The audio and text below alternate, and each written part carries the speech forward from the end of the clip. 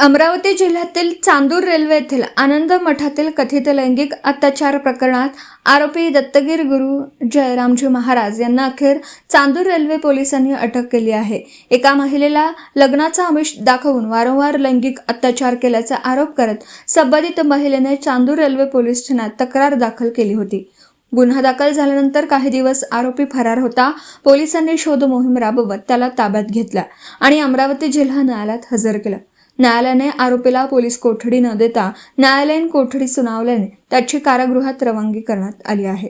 दरम्यान अशा गंभीर स्वरूपाच्या प्रकरणात तपासासाठी पोलीस कोठडी आवश्यक होती का याबाबत चर्चा सुरू झाली आहे। तपासादरम्यान इतर संभाव्य पीडित पुरावे किंवा संबंधित बाबींचा सखोल तपास करण्यासाठी पीसीआरची गरज असल्याचं मत काही स्तरांमधून व्यक्त केलं जात आहे। तसेच आरोपीचे विविध राजकीय नेत्यांसोबतचे फोटो सोशल मीडियावर व्हायरल होत असल्याने त्याला राजकीय संरक्षण मिळत होते का असा प्रश्नही उपस्थित केला जात आहे।